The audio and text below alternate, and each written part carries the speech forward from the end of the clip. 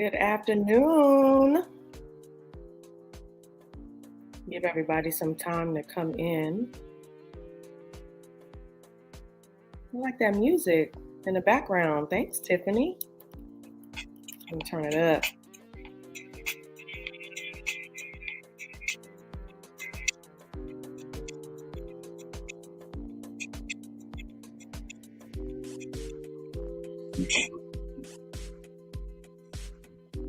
Making sure we're all set.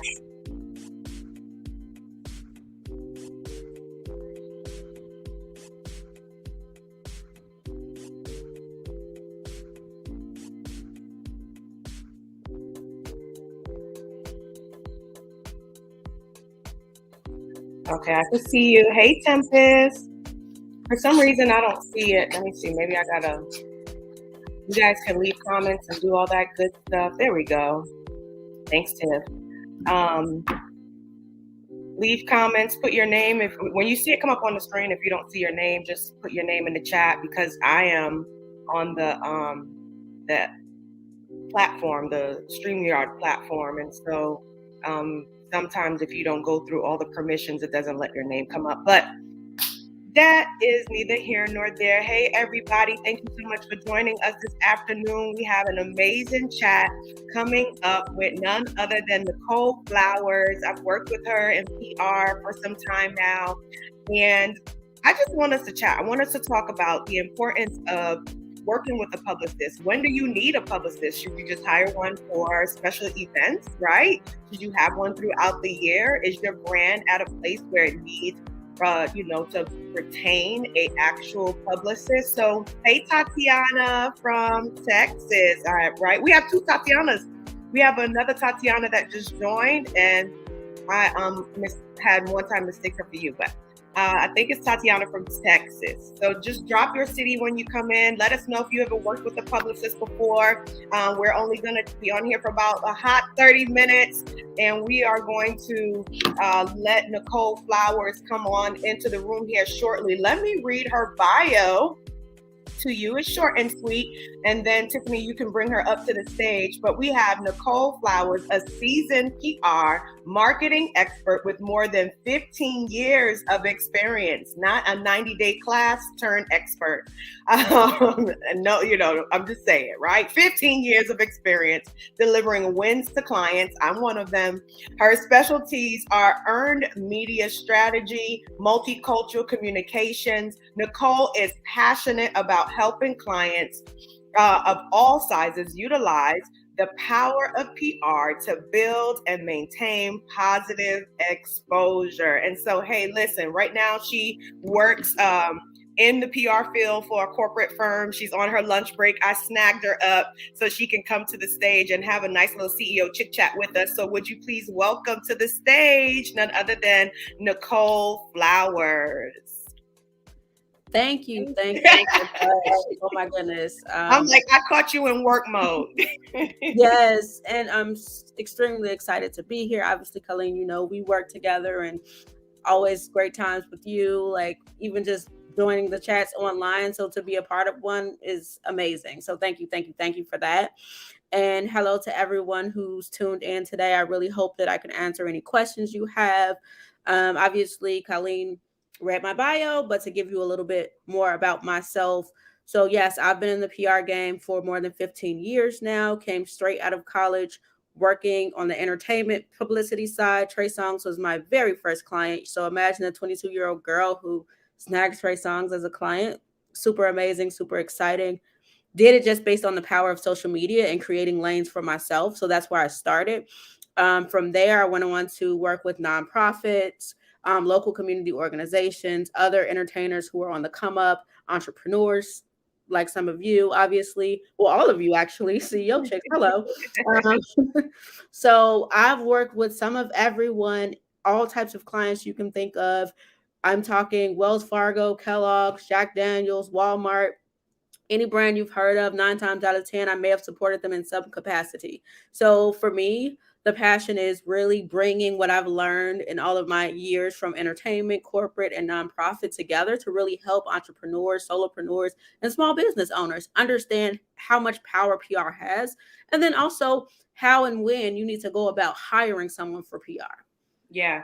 And can you share a little bit about that? Let's dive right in. And anyone that has a question for her, please feel free to ask it. And Tiffany will put it on the screen so that we can answer your questions. But I wanted to have this conversation because I've had, good experiences with publicists and bad experiences with publicists, some that showed up and to events, and it seemed as if they were more interested in working with other people and networking with other people and gaining clients, from my event versus working the event, or things not being delivered on time, things of that nature. And my experience with you was just so seamless. It was, we had moments where, man, I remember we just started working. You were like, you're not going to believe it. This doesn't normally happen, but we already got Black Enterprise. And I was like, what?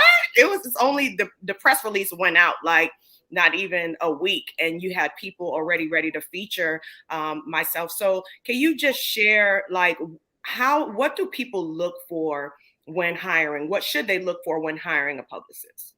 Okay, so this is a good one. You said a load. So I'm gonna try to cover on a lot of that in my response.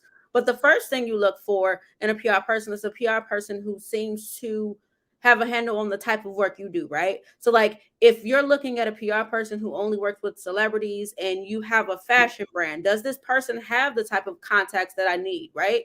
Their remit might more so be in the music space. And while a lot of PR folks can do it all, because I know I can, but that doesn't mean everyone does. So just pay attention. So if you're following a publicist on their social media, looking at their website, if all of their clients seem to be in one specific lane that's outside of yours, if you don't see the type of variety that makes sense for you, or even if you see huge clients where you're just getting started, that person may, like, I'll be honest, when I work with Trey Songz, I did more turning down opportunities than pitching for them. So like working with a well-known celebrity isn't the same as working with someone on the come up. That takes a different set of relationships. That takes a different mindset and strategy, where you can't take the same approach you take to someone that everyone wants to talk to and apply it to someone you're trying to build up.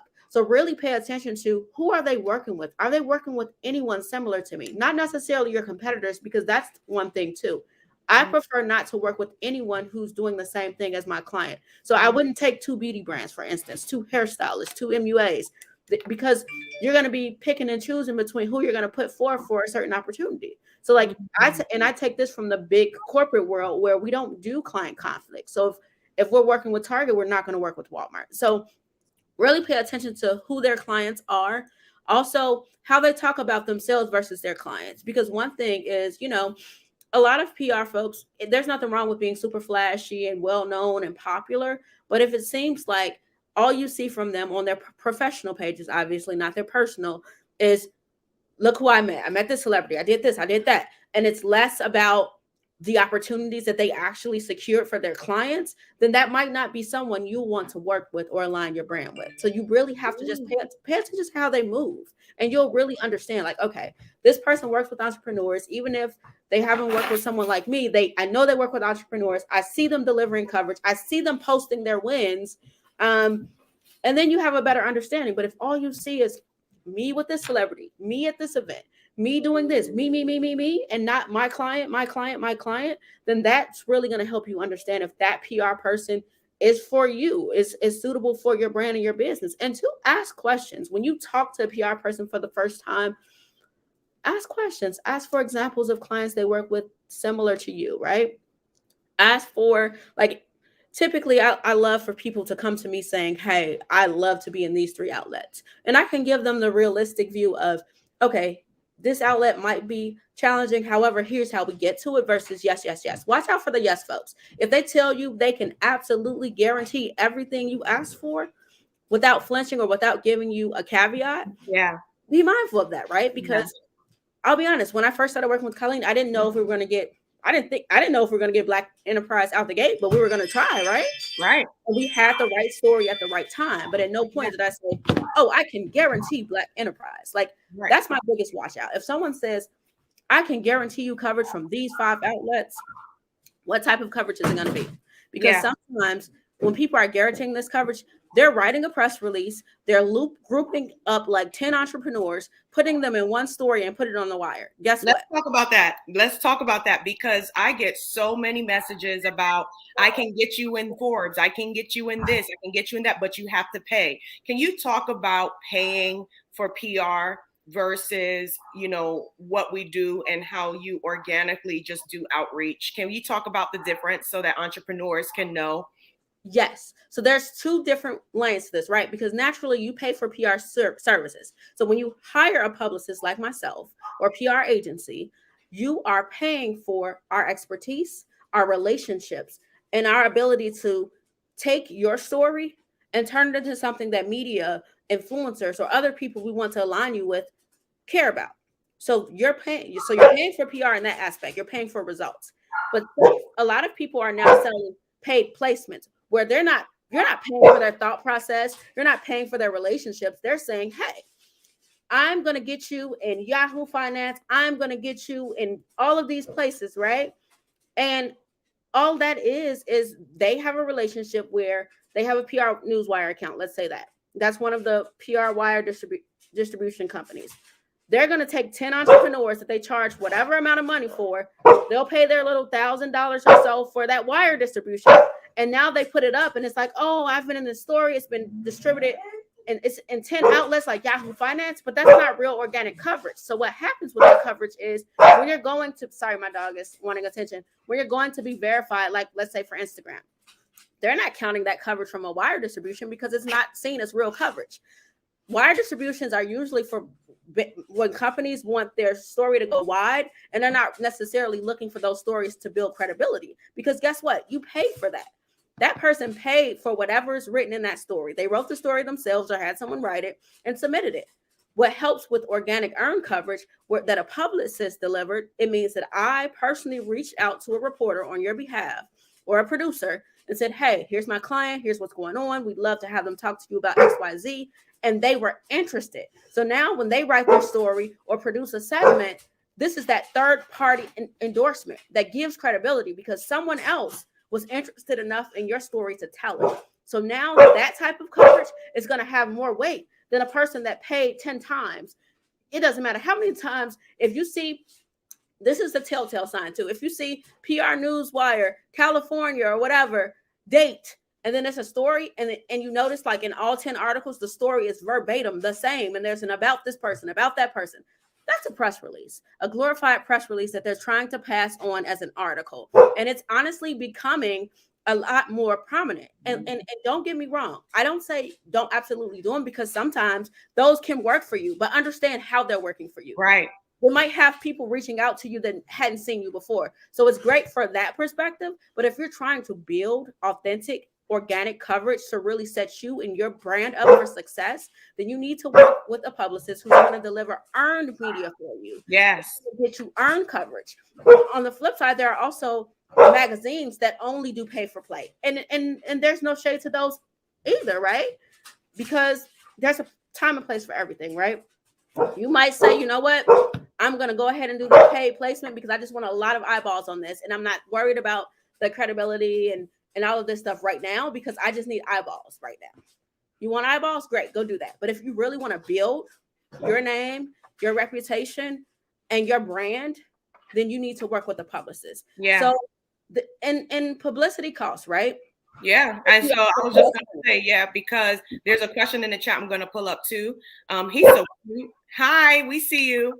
When do you know a business or person is ready for PR? Like, you know, I started with just doing PR around certain events. And then after I felt like I had a rapport with that publicist and I liked the work that they were doing, I said, okay, I'll do more long-term, you know, and just do a retainer month after month after month after month, because that person is legitimately, while I get to focus on my business, that person, you know, is able to look for those opportunities for me, which is why I turned down the whole, you know, PR wire, or I was so disappointed. I had a publicist that did strictly that at one point, but because of how educated I was that individual didn't know how educated I was when it came to the PR world. And because of how educated I was not impressed. I said, yeah, these are all press releases. Are we getting any, you know what I mean?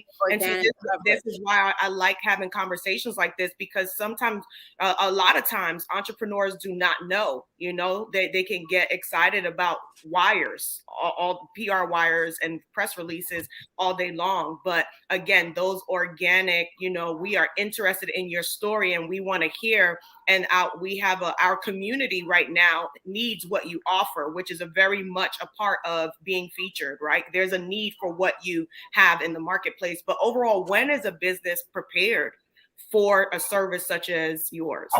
So what I say for this part, because I'm a strong believer in sometimes you may not just be ready and have it under control, or be in a position where you can retain a PR person long term.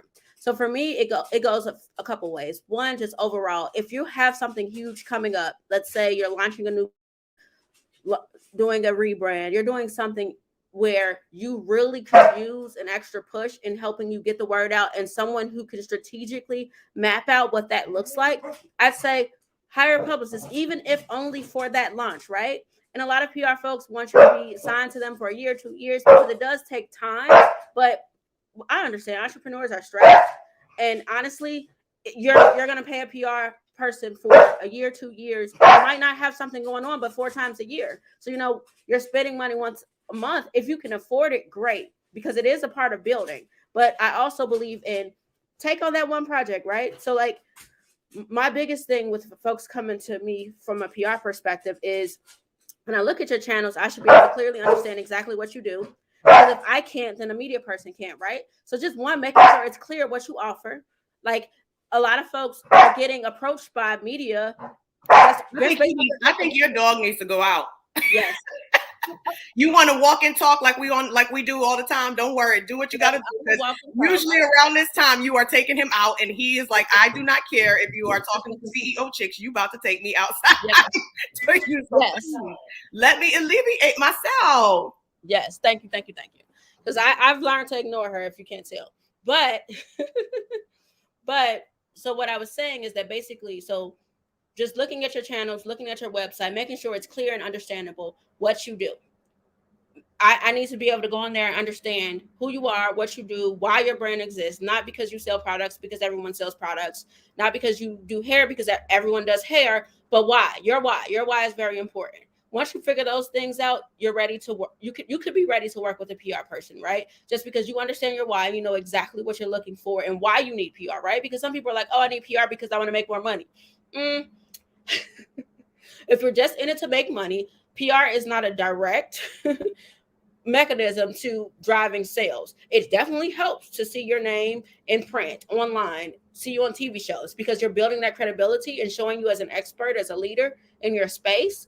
But it should not be seen as, oh, I need to sell more clothes, so I'm going to hire a PR person. So your objective is what tells you if you're ready for PR. If you're ready to build a name for yourself, if you're ready to put yourself out there as a thought leader and an expert in your space, if you're ready to tout your brand and what sets you apart from others, then yes, you're ready for PR. Now, this doesn't mean you have to go ahead and retain a PR for a year, 2 years, whatever. I prefer doing 3 months, 6 months, something a little shorter term, and sometimes it's per project, as I mentioned before, only because there are times when you simply need that push, right, to get you going. And now from that push, sometimes you'll get inquiries that are coming to you, right? Now that you've put yourself out there, now reporters are reaching out to you and you're like, oh, wait, I can't handle this. So when you get to the point where you can't handle it on your own, like if it's a reporter reaches out to you, you do one interview, maybe you consult a publicist to help you build talking points, like pay them to do that, find different ways to pay them for opportunities as you can, because a lot of us work that way. There are some who are sticklers and say, you know what, if you're not talking about a year term or more, I'm not looking at you. But a lot of us are like, you know what, you just need a consultation. You need to hire someone to write some talking points for you, do interview media training for you.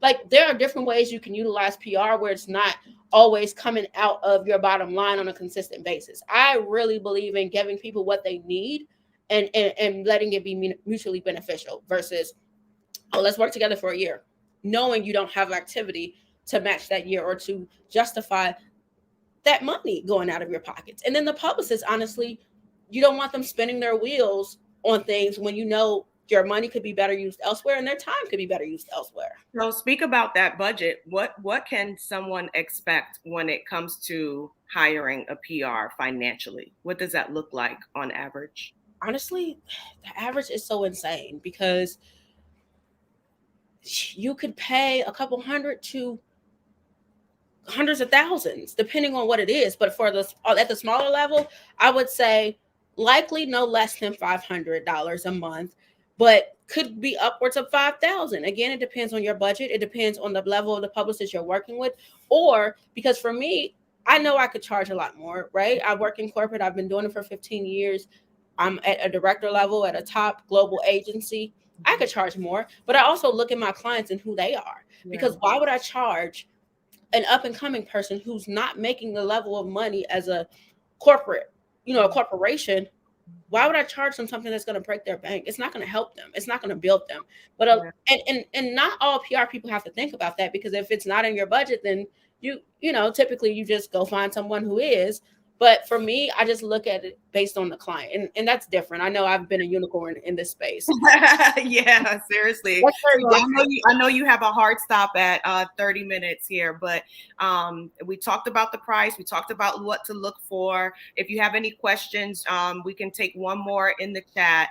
But overall, I really want to talk about that story. One of the things I appreciated about working with you is it's one thing, right? As a coach, it's one thing for me to coach someone else, but I'm a firm believer that coaches need coaches, And so when my mentor told me about you and we met, it was like, okay, there was just an instant connection, and I felt very comfortable, because when it comes to media and doing live TV and having 3 minutes to share your story, and I can ramble, right? Because I like to paint a picture. I'm a teacher, so I like to paint a picture so I can explain my points. And you're like, girl, we ain't got time for all that. You got to be more succinct. I'm like, well, I need time to talk about the wage gap, and I need time to talk about, racial disparities. Like, they're calling me for these conversations, and you really helped me prepare for that. But can you talk just about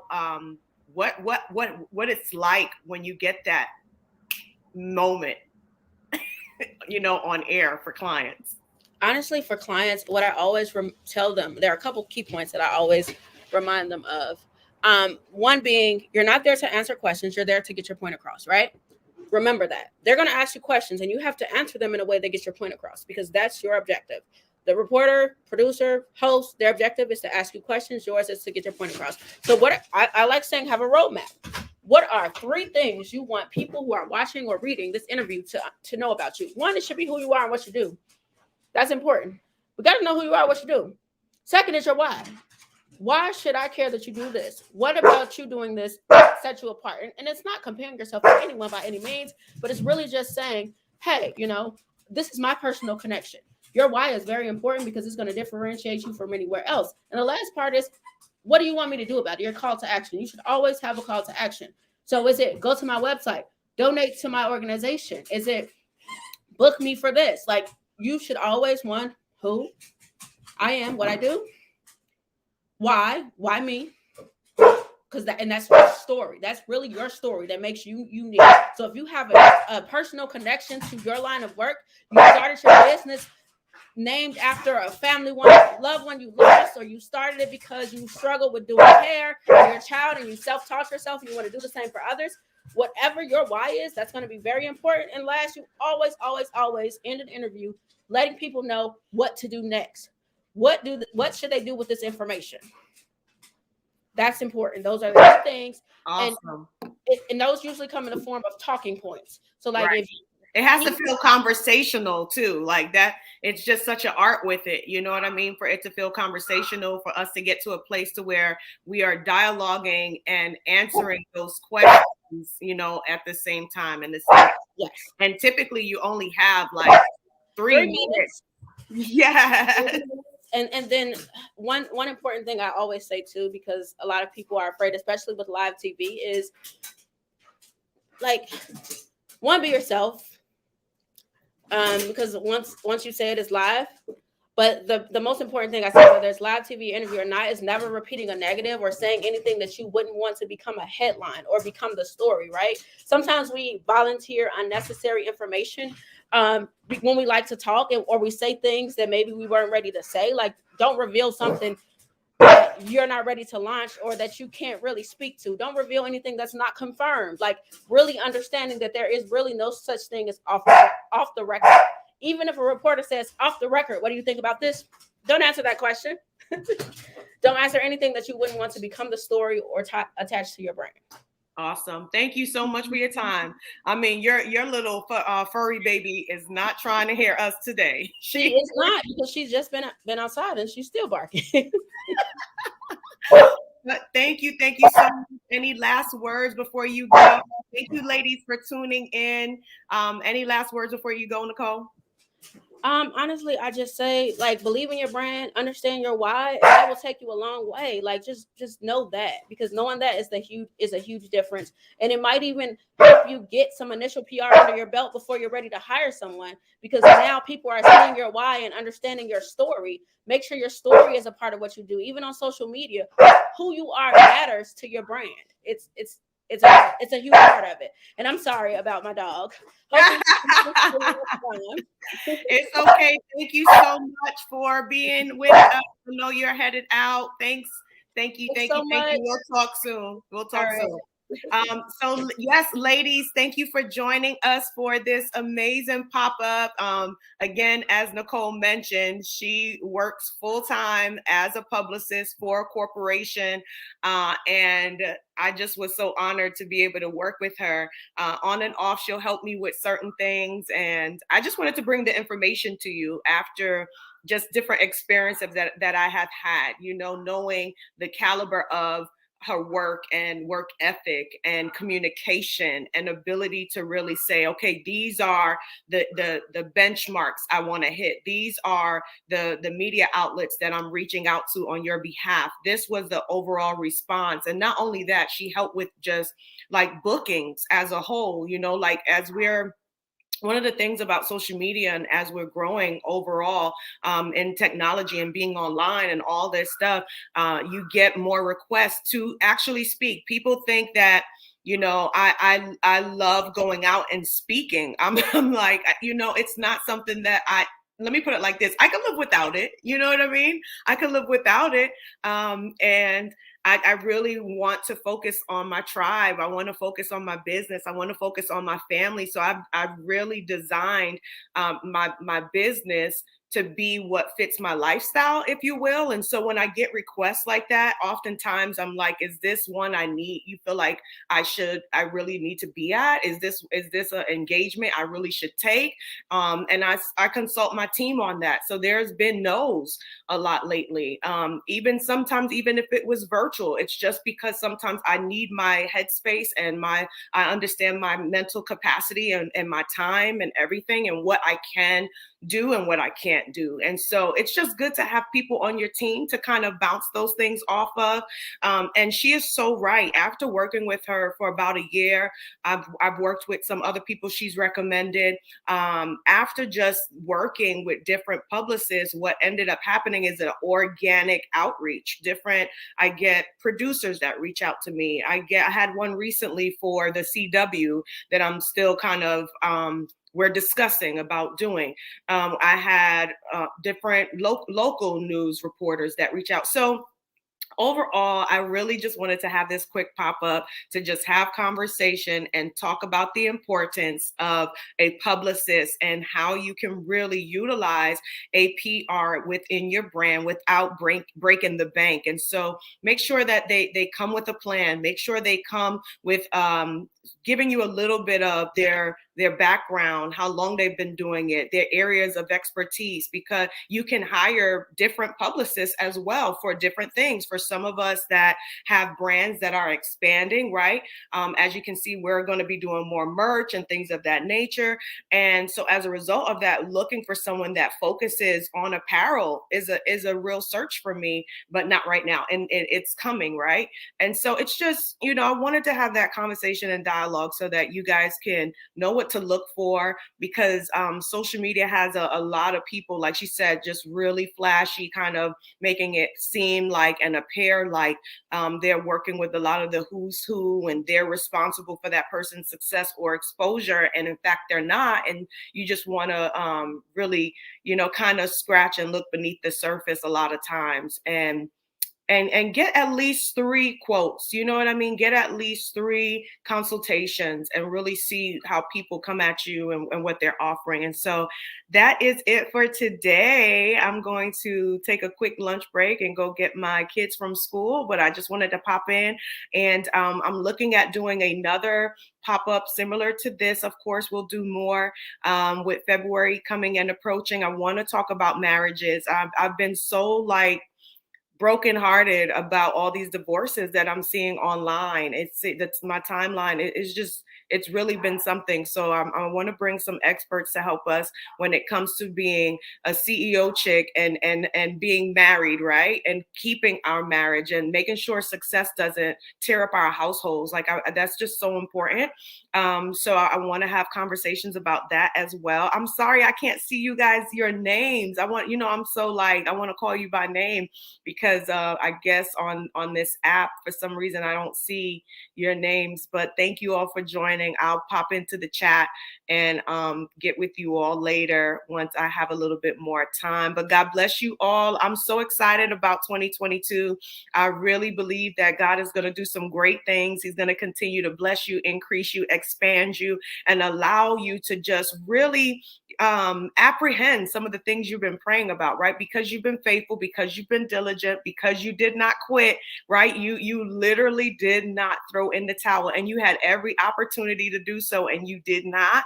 Because of that, it's just you deserve every great thing that God has for you. So be encouraged, continue to do what it is that you're doing. Make sure you are going into the school and checking out our courses. Whether you're a member or not, you can have access to over 100 plus hours of courses in our courses for CEOs.com. You can go there and just check it out. You can go to ceochicksonline.com as well, but just go check it out and look at all the courses that we have, from real estate over to marketing, to branding, to finances, to wellness, of course, to spirituality. Listen, we are walking this thing out by faith. A lot of us are first-time generation entrepreneurs. Listen, ain't nobody hand us down nothing. We're building it right now. We're figuring it out right now. It's all happening by faith, right?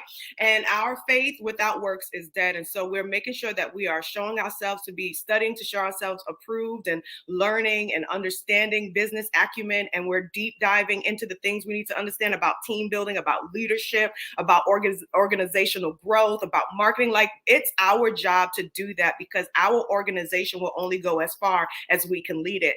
And so with that being said, make sure you check out the courses that we have there. Become a member if you're not a member, just $37 a month. You can save more by paying annually as well. And we will be back with more coaching and more pop-ups in order to continue to just see your business grow. All right, CEO Chicks. Bye.